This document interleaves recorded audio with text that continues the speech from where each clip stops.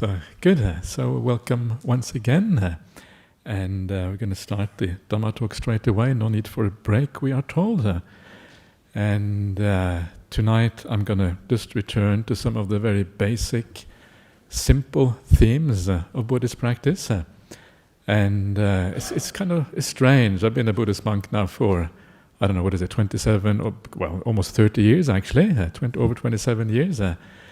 And I've been through so many different phases during those 30 or 27 years.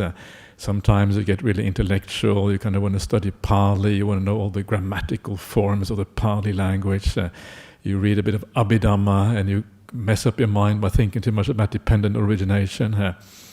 And as you go through these kind of cycles, the longer you are a monk or a monastic or maybe a layperson or whatever, at least in my life, I find I always gravitate back to the very simple teachings of Buddhism.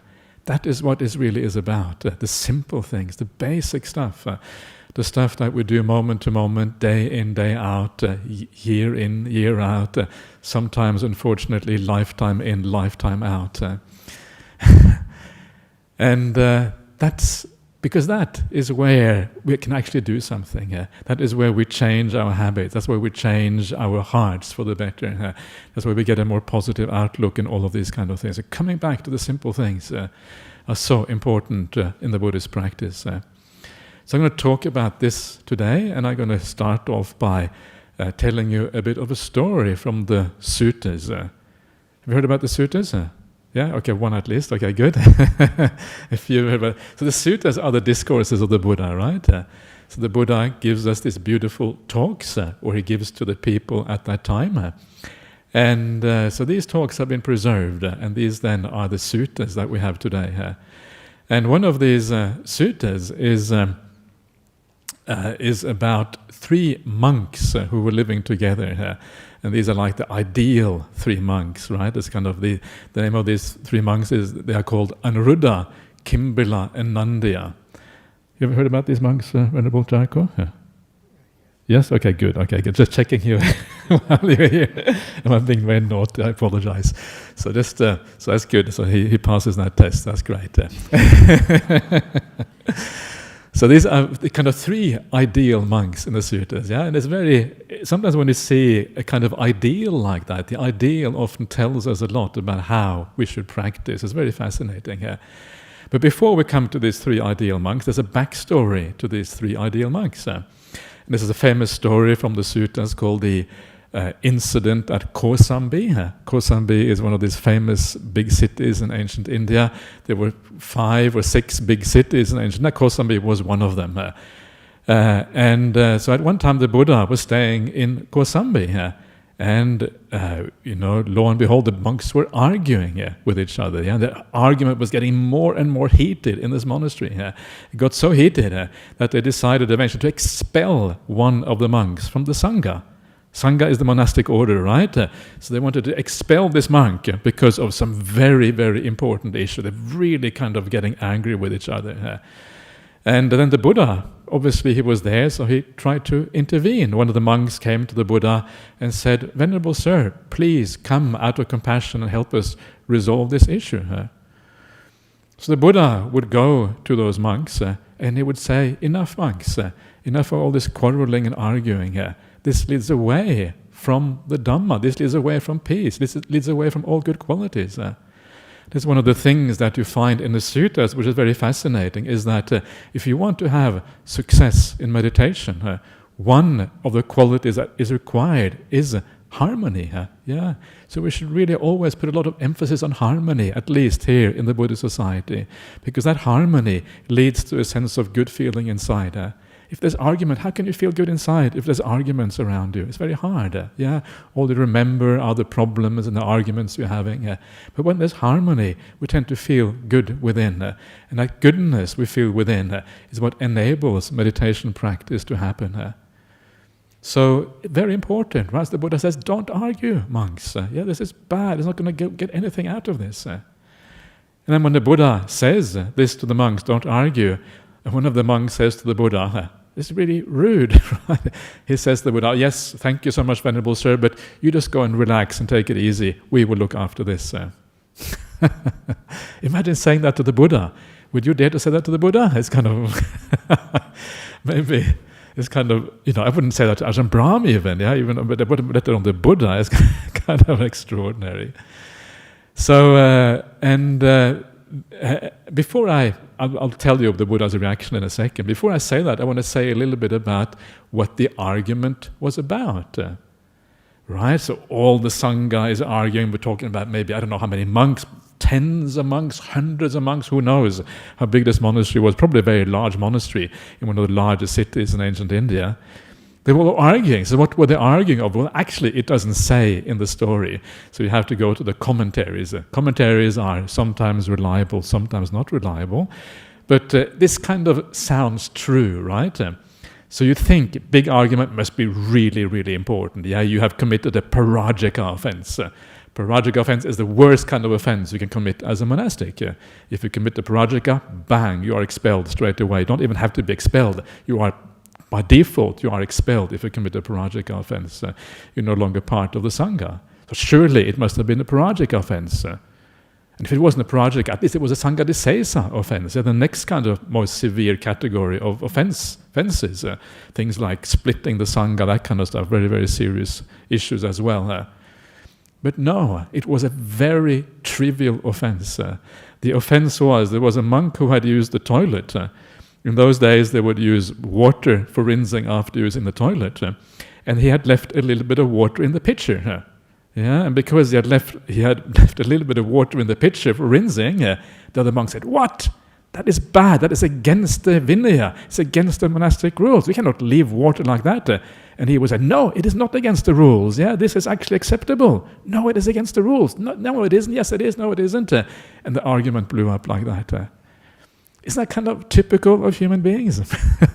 Isn't that what we're always like? The kind of trivial, stupid, silly things get blown out of proportions. And very often there are underlying things, of course, that actually cause that to happen. And of course, what that shows that very often we actually need to resolve all underlying issues all the time, so we don't allow tiny little trivialities like that to blow out of proportion and become something really massive, where the Sangha actually is splitting. Because this is really the point of this whole story. I forgot to mention that, but when you throw one monk out of the Sangha, what actually happens is the Sangha is split. And the Sangha splitting is considered a very, very serious affair in Buddhism. This is really important. And over such a trivial affair. And the Buddha says, don't argue. Say, no, we will sort this out because this water in the pitcher, wow, that is so important. It's worth the Sangha splitting, etc., etc.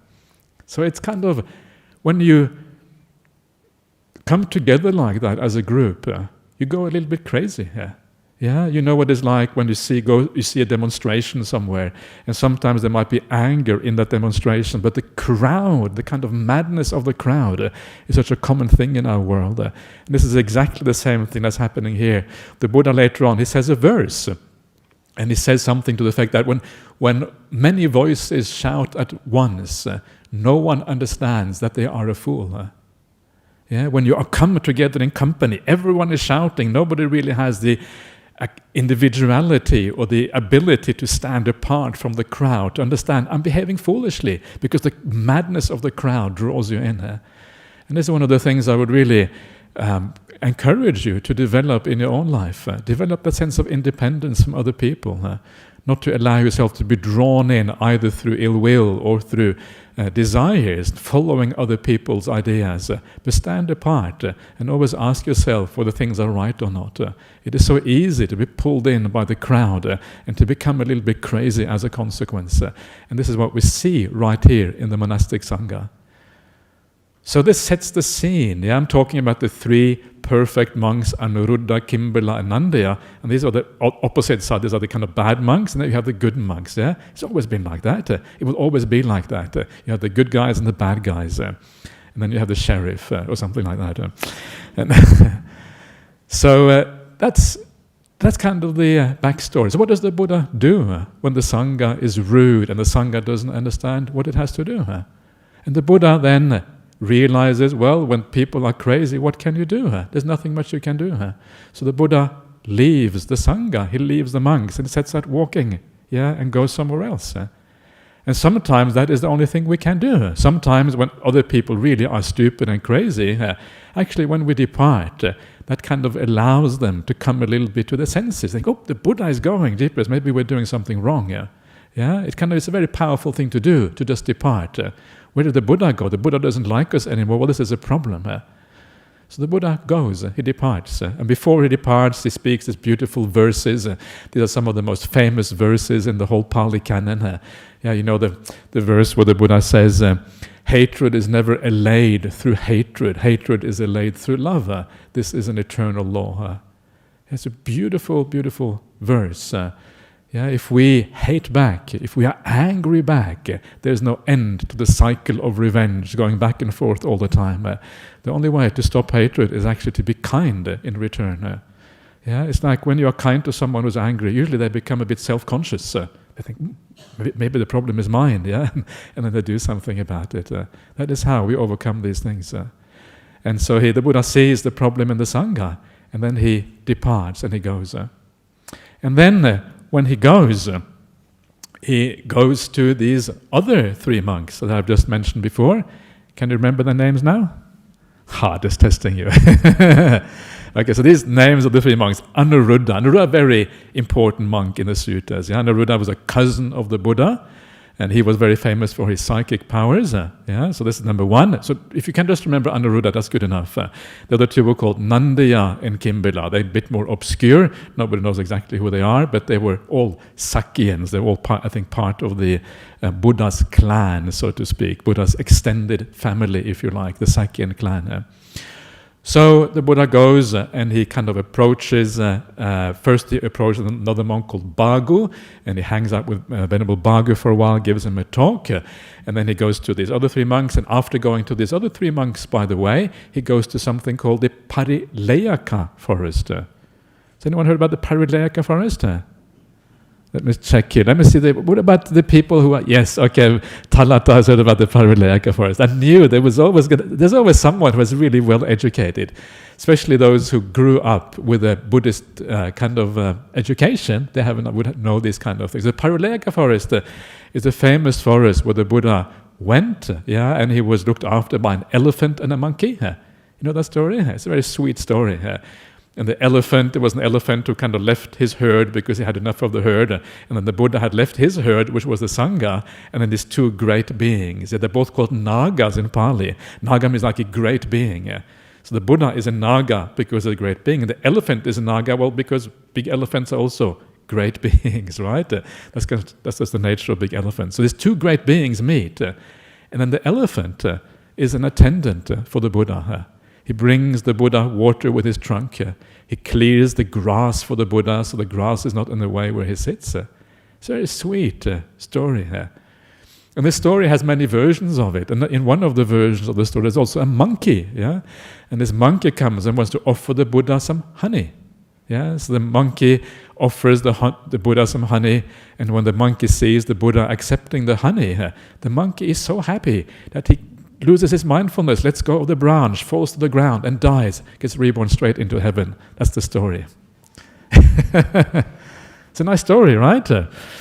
So this is where these stories come from, and it is part of this kind of, what we're looking at now, part of this extended story that I'm talking about now. But before he goes to the Parilayaka forest, he goes to meet these 3 monks, Anuruddha, Kimbila and Nandaya, these 3 monks. So the Buddha comes to these 3 monks, and he comes to the park, and when he comes to the park, there is a park keeper, and when the park keeper sees the Buddha coming, he says, "Stop! There are 3 ascetics in this park, they are practicing, don't disturb them." That's what he says to the Buddha. That's kind of interesting already. It's kind of fascinating. People didn't really recognize the Buddha. That's the kind of an interesting piece of information right there, because what that means is that Buddha was a normal human being like everyone else. Sometimes when you hear stories or mythology or the legend of the Buddha, you might think the Buddha was some kind of enormous, strange person with all kind of weird kind of looking and all kind of strange things. Oh, this is scary. It's kind of looking at me like that. Okay, maybe I should be careful what I say. No, I think the Buddha is always kind, so I don't have any problem. So, the Buddha is just a normal person. And this is what you see in these kind of encounters. They don't recognize the Buddha as someone different. It doesn't look like, some weird weirdo or whatever. And then the Anuruddha sees that the park keeper is stopping the Buddha, so he says, please don't stop the Buddha, this is our teacher. So the Buddha comes in, they kind of receive him, they take his bowl and robe. This is standard what they do when a Buddha comes, or even a senior monk comes, take his bowl and robe, they give him some water and a stool, he sits down, and then they start talking together after that. And then comes the usual conversation that they have between the Buddha and other monks, or between the Buddha and lay people. So what do you think they talk about? Dependent origination? Abhidhamma?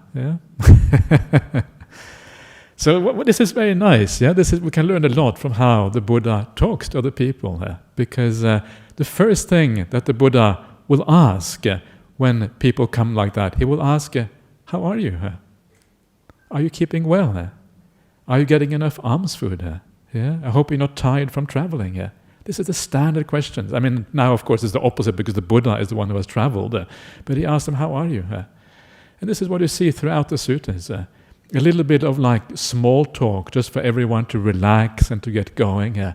This is how things are done by the Buddha. But of course in a beautiful way. In a kind way. And then once this small talk, this kindness, this superficial kindness is over, the next question that the Buddha asked these monks is, are you living in harmony here? And I'm not going to tell you the answer to that one straight away. Please forgive me. I'm just going to kind of keep you there on the kind of the edge of that one for a while, just to see how you deal with being on the edge a little bit. So he says, are you living in harmony? And then, of course, they answer that, whatever the answer is. I'm going to come back to that. And then he says, are you living diligently? There's a second question. And I'm also not going to give you an answer to that one right away. So these are the two critical questions the Buddha answers. Are you living in harmony? Are you living diligently? And then, once they have answered those questions, then the Buddha asks, well, what are your results? Have you got any results from living in harmony and living diligently? What results have you achieved from that? From that foundation.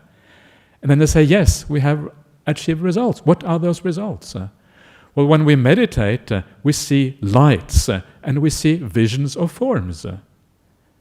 This is what maybe many of us here are trying. Many of you have already have these kind of experiences perhaps in the meditation practice. A light and a vision of forms is what in the present day is often called the samadhi nimitta. The samadhi nimitta is like a light that you can see in your mind when the meditation becomes really profound and peaceful. This is exactly the same thing. Some of you have had those experiences. You know how powerful they are, how incredibly beautiful they are, how you are moving away from the ordinary world when you start to have these experiences. So this is what they experienced they were having. Exactly the same things that we are trying to achieve now. But then it goes further. It doesn't stop there. It doesn't stop with the lights and the vision of forms. Then it goes beyond that. And it goes to all the most profound experiences that are possible to have on the Buddhist path. Things like the deep states of samadhi, samadhi, the deep stillnesses of the mind, also known as the jhana states. 1, 2, 3, 4 jhanas. Then we have after that, the immaterial realms, even more profound states of meditation. And beyond that, we have the stages of awakening themselves. Things that, known as stream entry, once returning, non-returning, and arahatship, perfection on the Buddhist path. All of these things arise from living in harmony and living, or this answer to this question, do you live in harmony? And the answer to the question, are you living diligently? It all arises from that. But for our purposes, maybe the most interesting thing that arises from this, as I just mentioned, is the idea of the samadhi nimitta, the beginning when meditation starts to become really, really profound and really beautiful. That is really interesting because all of us have some idea of what that means. Have you all been to Ajahn Brahm's retreats? Okay, you have? Okay, cool. So that's good. You have some idea what these things are about, because I'm sure he will talk about these things on his retreats. This is kind of Ajahn Brahm's speciality. He's the kind of the samadhi master. So now it gets really exciting. What is this thing that we're talking about here at the beginning? What is this thing that leads to all of these things? What is the source for these achievements that these bhikkhus, these almost perfect examples of monks had? What is that foundation that they did? What is the answer to are you living in harmony? It's exciting, isn't it? I find this so exciting, and because I was just discussing this during the Rains retreat now, because there was one of the ladies staying with us during the Rains. She came to me. She came with this student and said, "Look at this! Isn't this weird? Yeah, these monks are achieving all of these things based on this. Isn't that kind of remarkable?" And I thought, wow, yeah, it's pretty remarkable actually. It's pretty astonishing. Well, now we know what we have to do. And so what is the answer?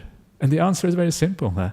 And Venerable Anuruddha, speaking on behalf of the three monks, says, yes, Venerable Sir, we are living in harmony. We are, so now, see if I can remember it now. We are thinking like this. How fortunate I am to have spiritual companions like this. What a wonderful thing it is. How lucky I am to have spiritual companions like this. This is the first thing he says. And then he says, not only are we lucky and fortunate to have spiritual companions like this, but we blend like milk and water. This is a standard kind of expression in the suttas. And we look upon each other with kindly eyes. Yeah, piya chakku. Piya means like dear. Yeah, you look at someone as if they are dear to you. That is the idea here. And this is such a beautiful expression of the practice of kindness, or the practice of the Dhamma. Yeah, the idea you feel fortunate to be surrounded by these people. You feel fortunate to have spiritual companions like this. Yeah, wow, I'm so lucky to have these kind of spiritual companions. Isn't that a kind of a marvelous thought? And this, of course, is a message to us right here in the present day. This is how we too should think about the life of being Buddhist, being part of the Buddhist Society of Western Australia, being part of the larger community. We should think how fortunate we are to have spiritual companions such as all of you. To have lay people who are really committed to the spiritual practice. There are some amazing lay practitioners right here in the Buddhist Society. I know, because as a monk you get to know quite a lot. Yeah. And they are also very fortunate to have a strong monks and nuns community as well here in Western Australia. It's almost impossible to find anything like this anywhere else in the Western world. So it's kind of extraordinary here. So remember that. All these wonderful people around you. Never have ill will. Never think bad about these people. You are extraordinarily lucky to be sharing a space, sharing a Buddha society with people like this who are sincere, who are trying their very best. They're not going to be perfect. They're going to make mistakes, but their intentions are extraordinarily good. And it's very easy to see the good qualities like in these people. How fortunate I am to have spiritual companions like this. Thank you for being my spiritual companions. You can see from that how easy it is to get good meditation. Because such a beautiful thought. Imagine your mind state when you really feel like that, deep down, all the way to the kind of bottom of your heart, if you like. Yeah, so this is the first one. And the second one, blending like milk and water, yeah, as if we are all unified, working together in a way, we're not separating like water and oil. Water and oil separates, but milk and water blends, yeah? And there's no kind of separation between the two. Looking at each other with kindly eyes, yeah? Having a sense of feeling dear to each other, having a sense of dearness towards each other. This is how they were living their life. And this tells you that these are the things, yeah, that actually lead to samadhi, that lead to good meditation practice. This is what we have to do. It is so simple. Super duper simple, and yet also so difficult in a certain way. Yeah. I don't know, do you feel, do you say, hooray, thank you for being my spiritual friends like every moment of your life, or do you have sometimes a little bit of doubt? Of course you have some doubt sometimes, yeah, this is the nature of how we are, but this is really what we should aim for, that is when things start to happen. So this is the living in harmony. So then is the being diligent side of the question. It's the second question the Buddha asks the monks, are you being diligent? And they reply, yes, Venerable Sir, we are being diligent. Well, how are you being diligent? And then they just explain, well, we do all of these ordinary activities. Yeah, we eat, we clean things up, we sort things out, but we do all of that in harmony. And then they say, we don't really talk at all. We live in a very peaceful way. And we meet every 5 days, we meet together, and then we have a Dhamma discussion the whole night, every 5 days. That's how they live diligent. Doesn't say anything about sitting down in meditation. Doesn't say anything about going to the monastery they're monks, they wouldn't go to the monastery offering food, but it doesn't say anything about anything. It just says we kind of do our duties, and then we discuss Dhamma every 5 days and we remain quiet. That's kind of the idea of diligence. So you get this feeling, when you put these things together, the idea of, being happy that you have such good spiritual companions, and the idea of being diligent, just kind of discussing Dhamma every 5 days or whatever, you can see the essence of this is a very developed idea of kindness, a very highly developed idea of love for your fellow companions, a very high idea of peace. This is basically in the realm of morality, in the realm of sila. So what this is saying, if you want to be successful in your meditation practice, all you have to do is develop your morality, develop your mind in kindness and care and compassion and understanding for other people to this particular point. Then you're going to have success. Then meditation will come together. Then the whole path will result as a consequence. It is incredibly easy on the one hand, but on the other hand, also quite difficult to do, right? It's very difficult to have this kind of kindness in our heart 24/7, as I say. So, how can we do this? Having set the stage a little bit for the importance of these things, I want to talk a little bit more about how we can actually be kind, how we can have success in this in life.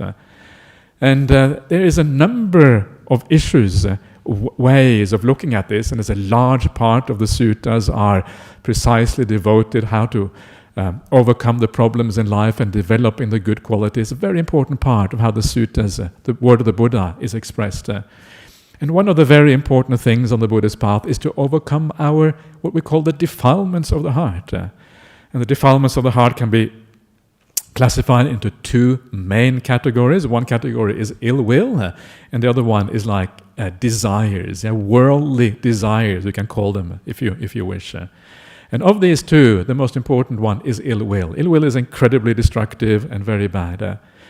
So this is one way of looking at the problems of life. So I want to talk a little bit today about some aspects of overcoming these defilements of the mind, so we can move towards this ideal of these three monks in the forest, so we too can have success with similar kind of meditation practice.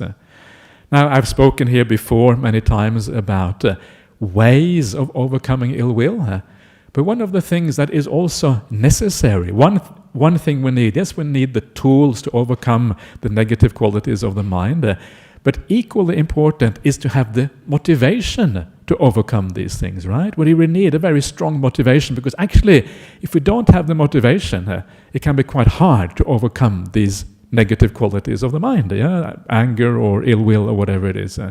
So how can we motivate us more to overcome these things? How can we understand a bit more about the problem involved with these things?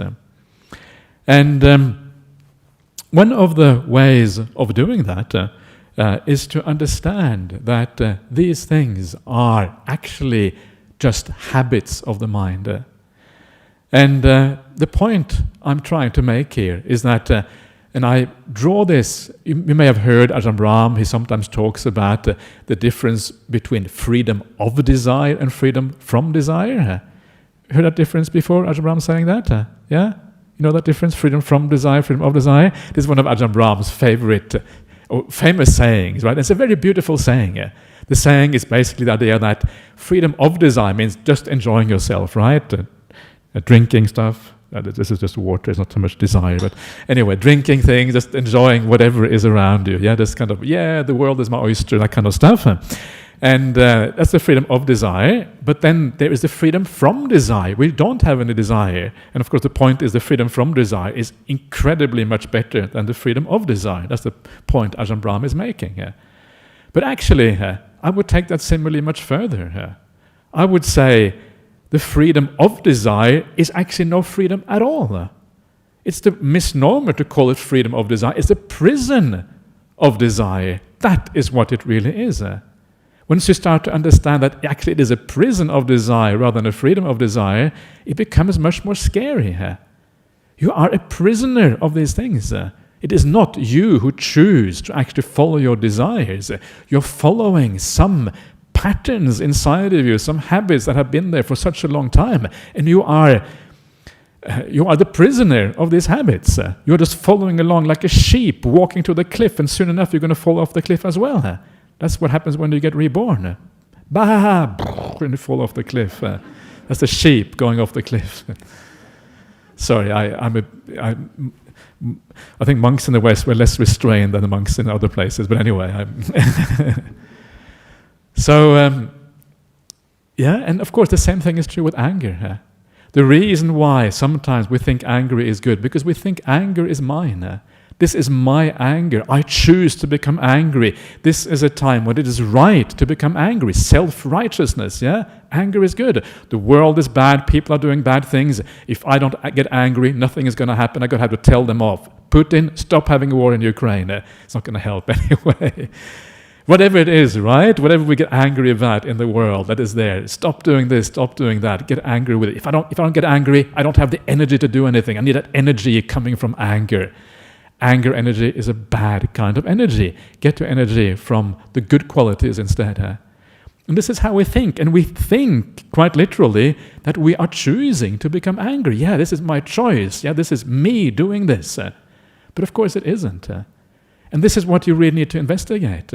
You need to understand that these defilements, and anger in particular, is not something you choose. It is something that arises out of habit, arises out of a deep conditioning going way into the past. And if you try to understand where that conditioning comes from, you won't even be able to find it. Because the Buddhist idea, of course, is the idea of rebirth. So that past is very, very, very deep indeed. But once you start to notice how your mind actually works, you start to see that this must be true. You start to notice after a while that in certain situations you always get angry. How come I always get angry in this situation? Maybe there's some pattern going on here, And then you start to say, okay, I'm not going to get angry anymore. I'm going to try to stop it. And then you can't. You can't stop it. And this is kind of really interesting, because the moment you realize that you can't stop it, you actually realize it's out of your control. You are not really choosing these things. These things are happening to you. You are the victim of anger, for goodness sake. See it that way. The moment you understand that you are the victim of the anger rather than the one who chooses to be angry, at that moment you become rebellious. You don't have anything to do with it anymore, because all you know, this is taking away my own happiness. I am just being propelled forward by this blooming program in me that is kind of running me and driving me forward in a bad way, creating problems in my life, creating problems everywhere. And then, instead of allowing yourself to be driven and being a victim of these terrible defilements inside, then you have the motivation to move in a different direction. Then you have the motivation to apply some of these methods that I've talked about here before, and I talk about on every retreat that I lead, to overcome these negative qualities of the mind. So understand it this way. You are in a prison. You are a prisoner of anger. Anger is keeping you inside. Freedom from anger, that is real happiness. When do you feel really good about yourself? Do you feel really good about yourself when you are really angry? Or do you feel really good about yourself when you are really chilled, really relaxed, really at ease, having a sense of compassion and kindness for the whole world? You know the truth. You know when you really feel good about yourself. And this is the way you want to lean, seeing that imprisonment of anger. It's the same thing with the sensory pleasures of the world. It is more hard to see because the sensory pleasures are pleasurable to some extent, but they too imprison you to a very large extent. The reason why we follow the sensory pleasures in the world is because of habit. Because we don't understand that there is something much higher, something beyond that is far superior to these things. This is the reason why we kind of follow along these things like a bull being pulled by the ring in the nose. Or you don't have much choice when you're pulled by this ring in the nose. But really, we are prisoners of sensory experiences. The sensory world is confined. It is small. It is full of greed and desire, full of me and mine. Stay away, don't take my stuff. This is my things, this is my partner. Keep your hands off. This is kind of how this world is, right? And it's small, and it doesn't really give much satisfaction. And as soon as we get into a relationship, actually the relationship breaks up, and I have all the heartache of relationships breaking up. I've been there, I've done that, long time ago now, but I know what it feels like. It feels terrible. And so this is this small little world, We are imprisoned in this world. It is not as freedom of desire at all, it's a prison of desire. And really, when we go around enjoying our sensory pleasures, this is another beautiful simile by Ajahn Brahmali, all we're doing is painting our prison cell. Yay, sensual pleasures, painting the prison cell yellow. Wow, what a beautiful prison cell. But maybe you should leave that prison cell, right? Instead of painting it inside. Maybe that is the real idea. So understand that these things are programs in your heart. Understand that these are things that you are a victim of. You're not the master of these things. You don't choose these sensual pleasures. The sensual pleasures choose you. This is Mara choosing you, dragging you through all these problems in life. That is what is really going on. But focus on the anger. That is the one that really matters. If you can reduce your worldly desires a bit as well, good, because there's too much desire is never very useful in the world. It drags the world down, drags everyone down. But anger is the most important thing. Understand that you are a prisoner. Understand that you are a victim. Then you will want to rebel. The moment you want to rebel, the tools are there, given by the Buddha, how to overcome these things. This is one little way of kind of building up this idea of purifying ourselves, allowing the mind to move in the same direction as Anuruddha, Kimbala, and Nandaya, where they actually have these beautiful mind states, where they look upon their fellow monastics as, wow, I'm so lucky to have such wonderful fellow monastics. But they don't even know that I'm looking at them, but So I must admit, I really feel that in our monastery we have some very, very good fellow monastics in general. It's delightful to live with these fellow monastics, and Venerable Jayako is one of those. That's really great. But one this is the first thing I wanted to just briefly talk about. Be a bit rebellious, but in the right place. And if you are, it's going to be helpful for you. Don't allow this conditioning of the past to rule your life. Understand that you are the prisoner of these things. But the second thing I wanted to talk about is a bit about be careful not to become a habitual Buddhist. Because when we run on habit, we stop investigating. We stop really trying to understand what drives this process forward. I see a lot of Buddhists, they take the 5 precepts, which by the way is great. Please take the 5 precepts. If you haven't taken them yet, take them now. Come up afterwards here, bow down to the Buddha and ask for the 5 precepts. These are so important. This is the minimum requirement for morality on the Buddhist path. But still, sometimes we take the 5 precepts, and really good on you if you keep those. It's wonderful that so many people in the Buddhist society here keeps the 5 precepts. I don't know, we have over 1,000 members who keep the 5 precepts of this Buddhist society. You have no idea how marvelous that is. It's such a rare thing in the world. Still, sometimes we end up keeping the 5 precepts, and after a while they become second nature. You know those 5 precepts inside out. You keep them all the time. And it's like the 5 precepts and yawn. The same old 5 precepts. You keep on doing it. And it has And it loses some of its power when it becomes this part of your character like that. Because you no longer investigate. Okay, I'm going to leave that ant alone, and you're not going to kill it, but okay, next thing, please. And you don't really have a investment in them anymore in a very deep way. And this can be where your spiritual growth can stop. Never take any part of the Buddhist path for granted. Never allow it to become second nature. Always ask yourself how you can take it further. This becomes so important. So when it comes to those little insects, the little ant that you want to look after, sure, you don't kill the ant, but you should go beyond that. You should have compassion for that ant. You should see a fellow being striving in the samsaric existence with his own suffering and his own problems. And when you see that being in that way, you almost anthropomorphize that little ant. It's like a little human being there, right? It doesn't look quite like a human being, but it has the same kind of feelings. It wants to live. It wants to be happy. It doesn't want to be smashed or smacked by anyone. Okay, ant, please walk across my walking path. And this is, because I live in the forest, and I'm very happy to live in the forest. It's one of the wonderful things that happen in my life. A tiny little place in the forest couldn't be better than that. And you live with insects around you all the time. And this is one of those perceptions that you develop, is having the sense of compassion for the insects.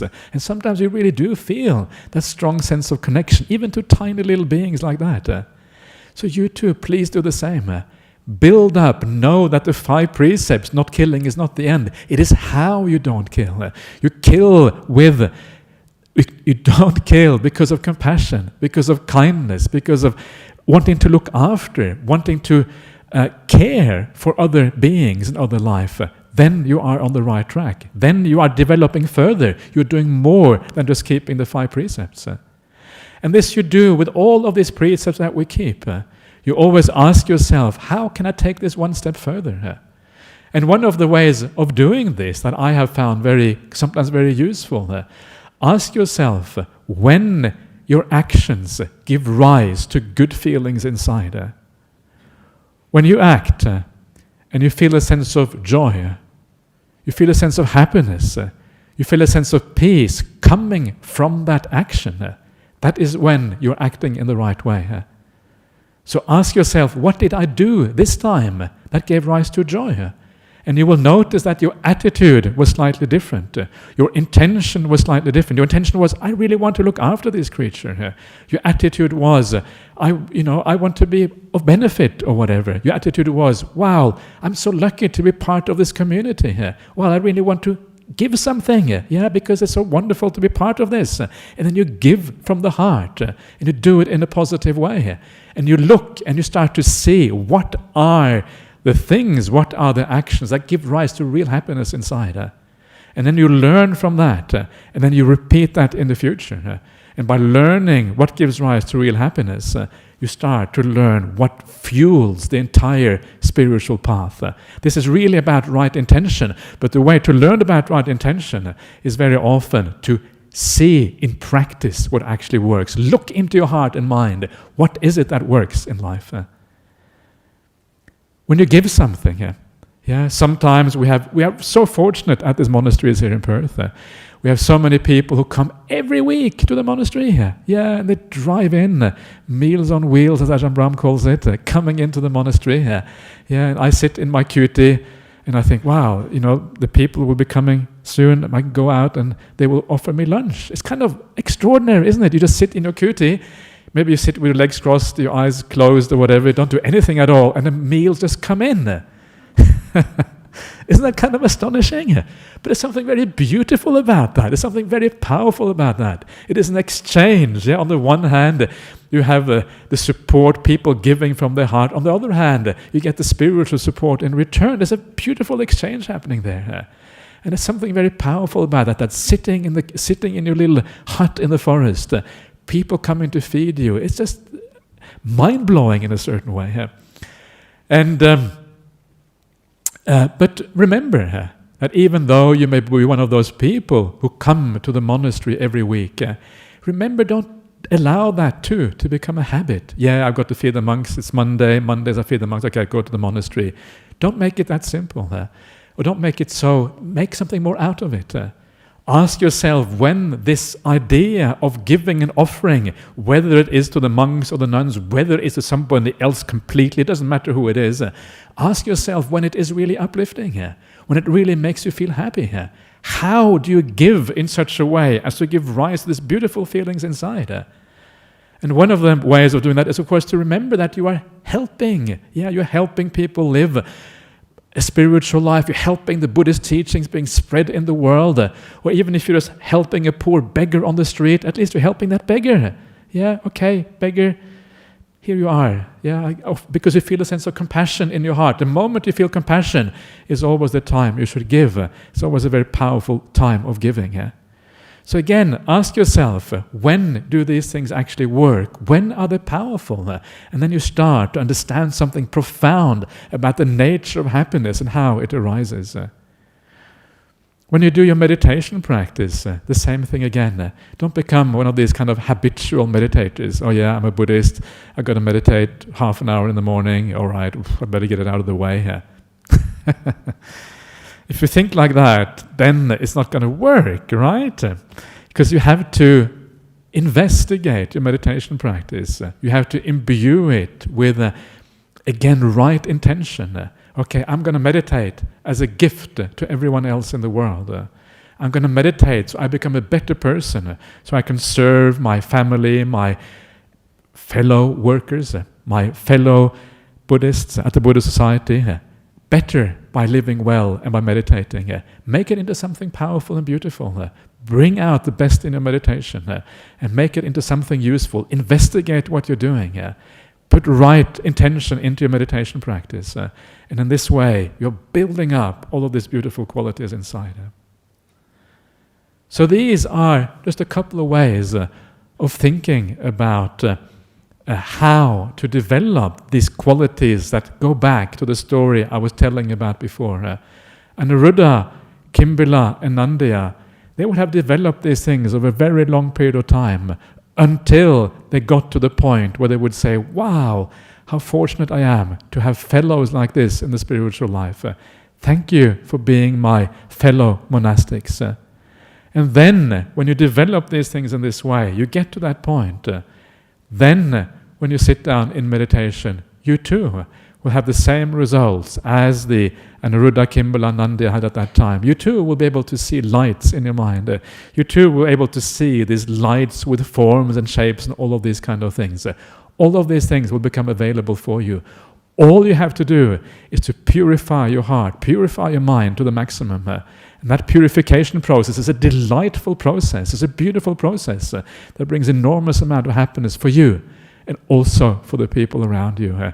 That is what you need to focus on. It is so simple. Yeah, it is so kind of basic. It is so... And still, sometimes it takes that dedication, it takes that commitment to the Buddhist path. If you have that commitment and dedication to the Buddhist path, those will be the results. Okay. So, not going to say anything more. I think that's enough for tonight. So, are there any questions or any comments or anything else? We can take those now, please.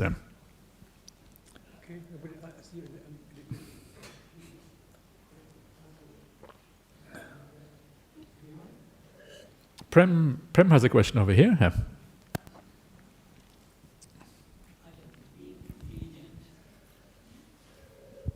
Thank you. Being diligent, did it also include spreading the Dhamma far and wide to the lay and the monastics, etc., by the senior monks? And it better mean that, otherwise I'm in trouble. I'm sitting here giving a talk. There is there any mention of such in the suttas? Yes, there is. There is, if you go to the, I think it's called the Chula or the Mahagopalaka Sutta. Gopala is a cowherd. So either the shorter or the longer discourse to the cowherd. And the Buddha talks about the 11 qualities of like the super duper monk or the super duper monastic. I think it's, or maybe super duper Buddhist. I can't remember what it is. And one of those qualities is the one who kind of teaches Dhamma. Yeah. So teaching Dhamma is considered one of the significant good qualities of a good monastic, basically. So absolutely. So it's one of the religions. Yeah, and it's interesting. It comes fairly early on in the practice. Yeah, it doesn't. You might think that you shouldn't really talk about anything until you are an arahant, or at least a stream-ent, or at least you should have jhana states, right? But actually, no, it comes before all of that. So teaching can come fairly early on. But of course, the less insight you have of your own, the more you have to rely on the teachings of the Buddha in your teaching to ensure that you don't kind of say nonsense or dodgy stuff, whatever. Yeah. So yes, but it is absolutely there. Yeah. Thank you. Yeah. So as lay people as well, you're very allowed to teach. Yeah, if you want to teach. And I sometimes say to lay people that being a teacher is one of the very, very beneficial, because you learn so much by being a teacher. Yeah. So please don't be shy about teaching if you feel that you have kind of come to that stage in your life. Anyone else want to say anything here? Yes, please. I just want to observe that before ill will comes, there's sadness of something that you didn't get. So is awareness and replacement of the ill will with something that's loving kind a way of reducing ill will in the long term? Okay, what is a way of reducing? Being aware of the sadness is a way of reducing ill will. Is that what you said? Is tapping into the sadness better than getting into the ill will and anger? Or? Yeah, I guess. I mean, if some degree of sadness is probably almost inevitable. It's hard, but probably if you can stop it going from sadness to ill will, that would be really good already. Yeah. So at that point, if you recognize that there is a sequence of events there, it's actually very helpful, because then you know that from here ill will may arise, and because you know that, you can then take the countermeasures early on straight away to stop that from arising. Yeah. So absolutely. So having that awareness is very helpful, and then you know, okay, ill will may arise. So what do I need to do now? Okay, I need to look at this person or whatever in a different way or whatever. Yeah, this is kind of the standard countermeasures. So yeah, absolutely. Yeah. Okay. Anyone else? Eddie. Okay. Yeah. Eddie, you're more famous than the speakers here. You are the most famous at the Buddhist Society. Yeah. Please. Ajahn Brahmali, I came late. When I came, I heard you say we are trapped. Trapped. I said, oh wow, that's so interesting. I missed all this thing. The Buddha was saying we are trapped in samsara. Yeah. He also said that everything lies within this fathom long body of ours, inside us. So when you're saying just now, like how to overcome, like the suffering, okay. So from my point of view, okay, yeah, for me, I've been going round and round and round, when it comes to Buddhism, till I narrow it down to our thoughts and our feelings, with reference to the 4 foundations of mindfulness. Whenever I just ask you to see whether what I'm doing is right or not. Whenever I have problem, okay, when I have my disturbing emotions, feelings, all these things, okay, I would sort of calm down first, okay, and then watch my feelings and thoughts. They go hand in hand. Whichever comes first, I think it goes together. Okay, I'll watch my feeling. Oh, why do I feel this way? And then there's always the phenomena that happens. Okay, that happens this thing, and then I work from there. Okay. Because my mind is something happened, not good. Yeah. So my mind was still harping on it. The thing. Okay. Does it work? Yeah. So when I can come down, come to terms with this, and then it lessens. Yeah. Small things go away. Okay. Bigger things will take longer time, but it still goes away. Wonderful. What do you think? I think it's great. If it works, it works. Yeah. If it reduces the problem, it's marvelous. It comes out, boils out to the heart of teaching is on our feelings and from our mind. I think. Excellent. Yeah. Would you like a? Different people have different ways of doing things. Yeah, no, it's wonderful. One of the most important things is to kind of overcome these things. But remember, one of the things the Buddha said, which I always found very fascinating, is that mindfulness is not enough to overcome ill will. So mindfulness is helpful. You have to have. If you don't have mindfulness, you're not going to get anywhere. But it's not enough to overcome it. You have to have metta. You have to have kindness. You have to have this idea of love. Yeah. And without that, you can't. So you need. So it's good. What you're doing is good, but also ensure that you develop the kindness and the love in your life, because that will ultimately overcome these problems in a more profound way. Good that you say that. Sorry, that includes you have to calm down first. Okay, if you don't calm down, you can't. And then you use your mind to like give all this antidote, kindness, all these things. Yeah. Okay. But it comes back to our. But use kindness before the problem arises. You think? Yeah. Oh, thanks for that. Stopping it from arising in the first place, right? Yeah. Oh, okay. All right. Thank you. Excellent. Yeah, you are welcome, Eddie. Okay. So, all right. Yeah, please, let's take the questions from outside of the center. Yeah. See what we have. Thank you. So we have the following question. The first person is called the Liquid Cat. What is a liquid cat? Does anyone know what that is? I never heard about the liquid cat. But anyway, so hello, liquid cat. Nice to meet you. So we have the following question. I recently had an epiphany where I felt like I split off from my body. I think I understand Ajahn Brahm's parable of the driverless bus. Is this significant or just a trick of the mind? So the I splitting off from the body is...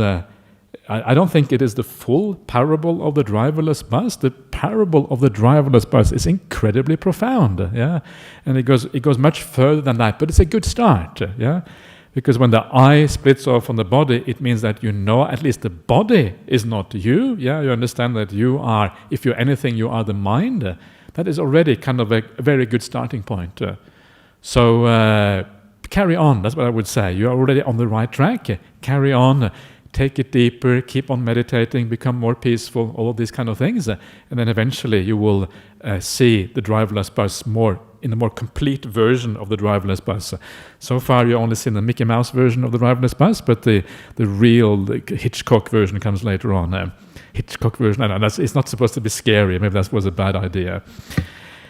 Anyway, so the first one, then we have one from Amandeep Sandhu. How to break free of habitual patterns of behavior. It is possible to recognize the repetitiveness of words and actions in retrospection, but not easy to catch before it happens. Exactly. This is exactly what is so difficult about the Buddhist path, is precisely to break the habits. This is exactly why the path is so hard, because our habits are so strong. So first of all, you have to define what are the habits that are really worthwhile breaking out of. This is the first one. You have to focus on the habits that are really important. There are certain habits that are completely innocuous. Yeah, I mean, if you have some kind of, OCD, what is it called, obsessive compulsive disorder, or about something, it doesn't really matter. What matters are certain particular habits, and the main habit that is problematic is the habit of ill will, the habit of anger. So it's very important to know what to focus on the path. If you don't know what to focus on, you're going to waste a lot of time. So how to overcome the habit of ill will and anger? And the answer is you have to train the mind gradually, stage by stage, learning how to look at the world in a different way. Remember that the people around you, they are not doing these things against you. This is why we have ill will, because we feel they are targeting us. It is me. How can you say this to me? This is what it's all about. It's about this sense of self that rebels and doesn't want to be treated badly. But it's not about you. It is about them. They are acting the way they're doing because of their inner conditioning, not because of you. You are really irrelevant. And once you understand that, once you make that leap, and understand, actually, other people's behavior got nothing to do with me. It's all about them. It is not a personal thing at all. It's entirely impersonal. They're just acting out their inner conditioning, and they can't help themselves. In fact, if you understand that they can't help themselves, that actually they probably would want to act differently if they could, at that moment you have compassion for them, because you understand that they too are trapped in the conditioning.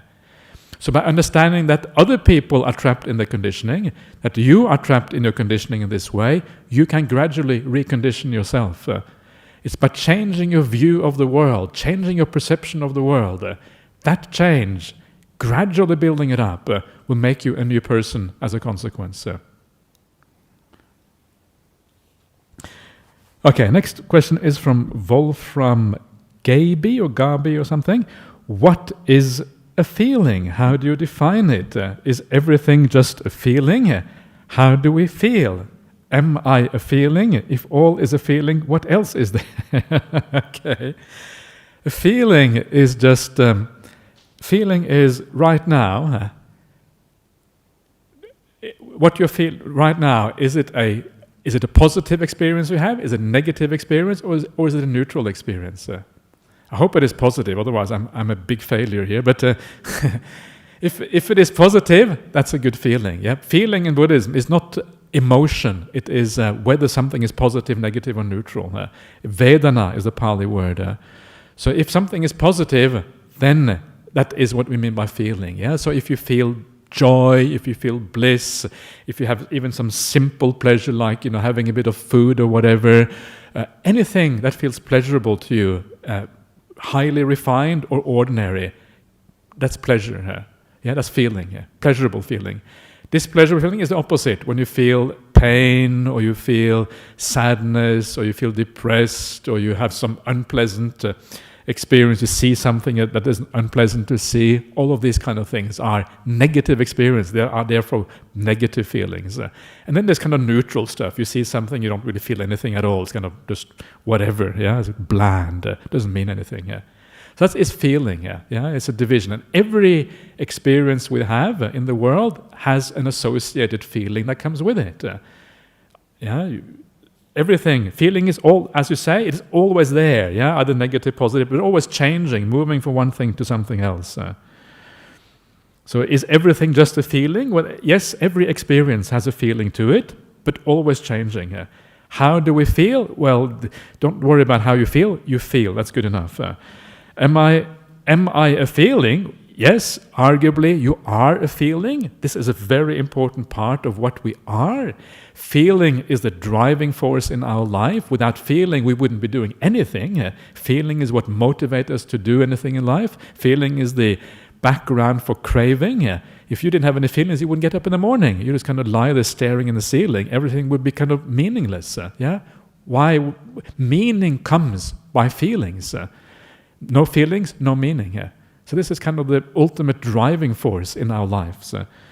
So a very important part of who you are as a person is precisely feeling. And one of the things that you will notice, because feeling is changing, it means you are changing.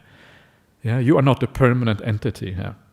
If all is a feeling, what else is there? Well, the mind is often divided up into various aspects. So there is feeling, you feel the world, but then there's also awareness. Awareness is what enables you to know that you are feeling. Then there is the will, the volition. The volition is what you feel, and then you will. You want to do more of that because it feels nice. Whenever there is a movement in the mind, whenever there is agency, whenever there is a sense of, okay, I'm going to act, I'm going to speak, I'm going to do whatever, that is the will. That's another aspect of the mind. Then there's the body, another aspect. Then there is a perception, deciding whether people are your friends or enemies, or seeing things. This is a room, there are lights, there, whatever. Perceptions of the world, the ability to read and understand the world. These are the core ideas of what makes up a human being, according to kind of Buddhist, the Buddha's expression. Anyway, so good luck, Wolfram. I hope you have success in your contemplation of feelings. Then we have a question from Yanuli Pereira. Hello, Yanuli. Ajahn, how can I stop having hatred towards someone who used to bully and emotionally hurt me? It is very difficult for me to let go of the past and be normal around that person. Please advise. Yes, it is very difficult. And probably if you can avoid that person to some extent, probably a good idea, because very often you just reopen those wounds again and again and again, and if you keep on reopening them, very difficult to overcome the problem. Sometimes you need a bit of space to be able to overcome these kind of problems. So don't be afraid of taking charge of your own life and saying, okay, I need some space, I need to go somewhere else. I don't know where you are from. Are you from Perth? If you are from Perth, move to Melbourne for a while, If you are from Melbourne, move to Perth for a while. Even better, come to Perth. Come to the Buddhist Society here. That would be very good for you. But remember that the bullies of the world are often very sad people. They're often very emotionally hurt themselves. They're often very, they do these things because somehow they need that to be able to kind of function in their own mental little world. So actually, very often, bullies need compassion. They need understanding because they actually hurt inside. And if you think of bullies in that way, you have already started to overcome that problem to a large extent.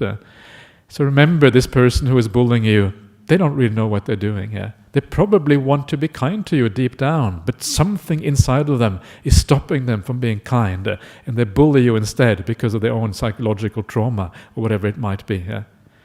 So remember these simple little things like that. You can turn around the most horrendous situation slowly, day in, day by day, gradually, you can turn it around. And then it can become, maybe you will never love that person, but at least you can see them with a sense of compassion, understand that actually they are probably deeply hurt themselves, they don't know what they're doing. And compassion ultimately is the right way of looking at it. But you're right, it is not easy. Don't have too high demands on yourself.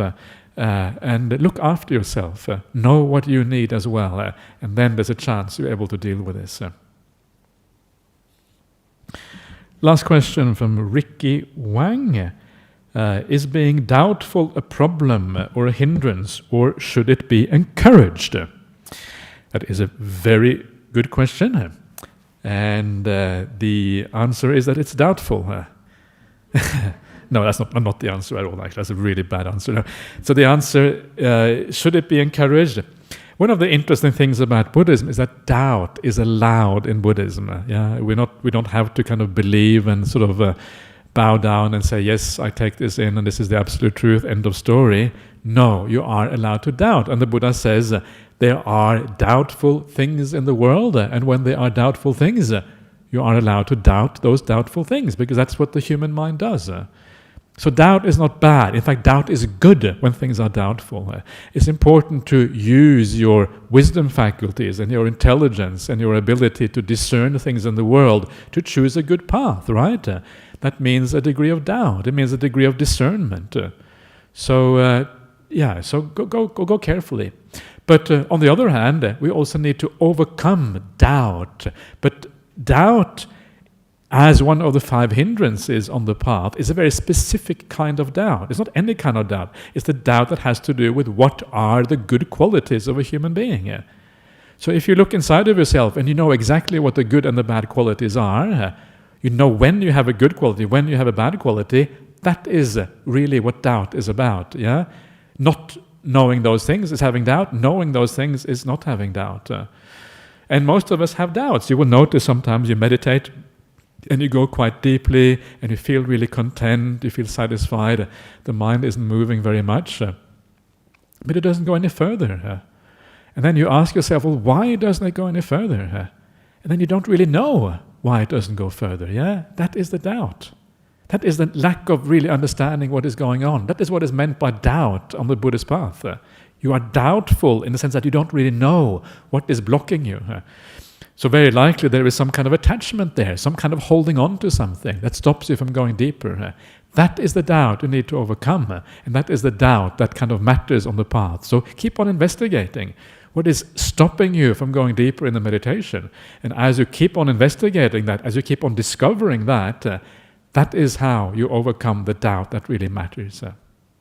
So doubt is okay, and doubt is not okay. That is the answer to your question. So, that is all for tonight, everyone. So, let us just pay homage to the Buddha, Dhamma, Sangha.